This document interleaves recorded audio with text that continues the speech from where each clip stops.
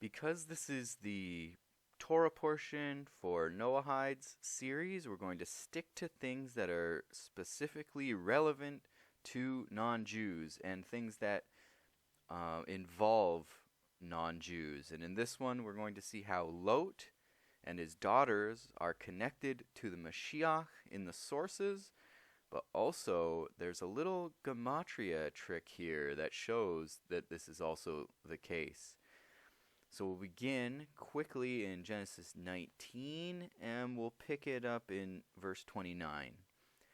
Thus it was that when God destroyed the cities of the plain and annihilated the cities where Lot dwelt, God was mindful of Abraham and removed Lot from the midst of the upheaval. So this is right after the destruction of Sodom.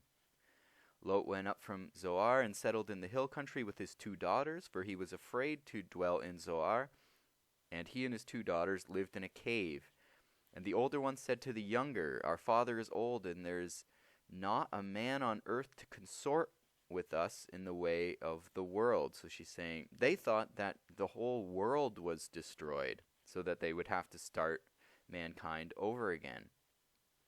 Come, let us make our father drink wine, and let us lie with him, that we may maintain life through our father. That night they made their father drink wine, and the older one went in and lay with their father. And he did not know when she lay down or when she rose.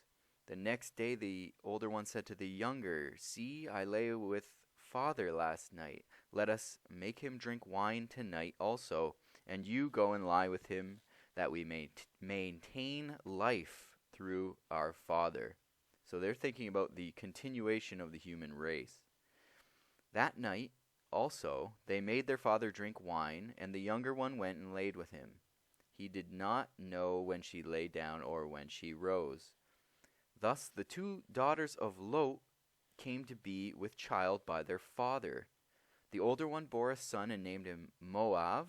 He is the father of the Moabites of today. And the younger one bore a son, and she called him Ben-Ami. He is the father of the Ammonites of today, or to this day.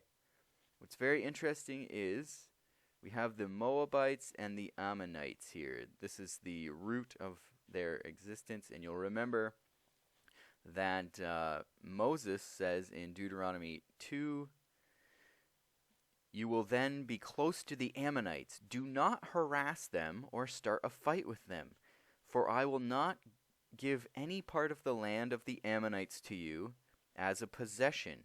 I have assigned it as a possession to the descendants of Lot.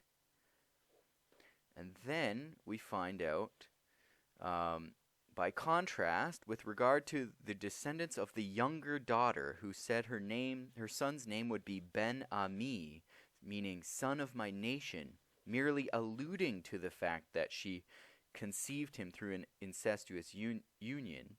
The Holy One, blessed be he, said to Moses, When you come near the children of Ammon, do not harass them or contend with them. In other words, do not contend with them at all. Do not even impose forced labor on them.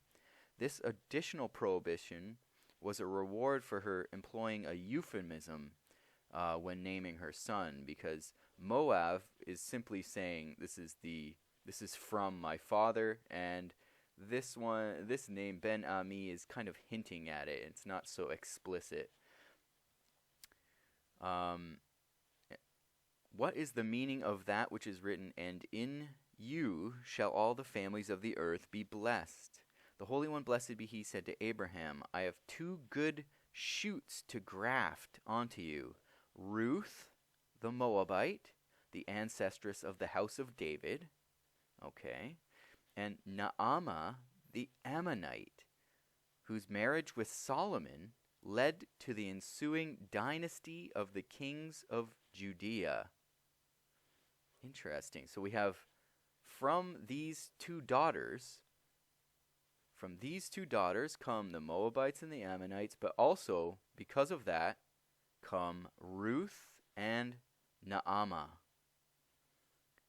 And it says of Naamah and Ruth The descendants of Ruth the Moabite ruled over the Jewish people for 4 generations: Obed, Yishai, David, and Solomon, before the reign of Solomon's son Rehoboam, whose mother was Naamah the Ammonite, which means Naamah was the wife of Solomon.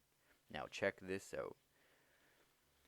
Though Lot owed his deliverance to the petition of Abraham, yet it was at that time his reward for not having betrayed Abraham in Egypt when he pretended to be the brother of Sarah. But a greater reward still awaits him. The Messiah will be a descendant of his. For the Moabitess Ruth is the great-grandmother of David, and the Ammonitess Naamah is the mother of Rehoboam, and the Messiah is of the line of these 2 kings. So these daughters produce a line that leads to the Messiah. And it says here, scribal notations in the episode where Lot slept with his daughter hint that this action had in mind that they knew the Messiah would come through their seed. Solomon had a wife convert from Ammon as well, named Naamah. Now here's where it gets interesting to me anyway, because when you take mashiach, which is the Messiah or the anointed one, it is a match here for Bnei Ammon, so the children of Ammon, and it's really the children of Ammon of today. So you can see even in gematria that there's a match here. It's hinting of the Messiah coming from this line, from this woman, and these Bnei Ammon, who are the Ammonites. And this is right from our verse 1938, which is right here. And the younger one also bore a son. She called him Ben-Ami. He is the father of the Ammonites of today, which is right here, Bnei Ammon. And one more thing, many of you will recognize this. Naamah, mother of the Ammonites, wife of Solomon. There's another Naamah in the Torah who's a famous wife. Naamah being the wife of Noah. And Noah went up and took unto him a wife, Naamah, daughter of Enoch.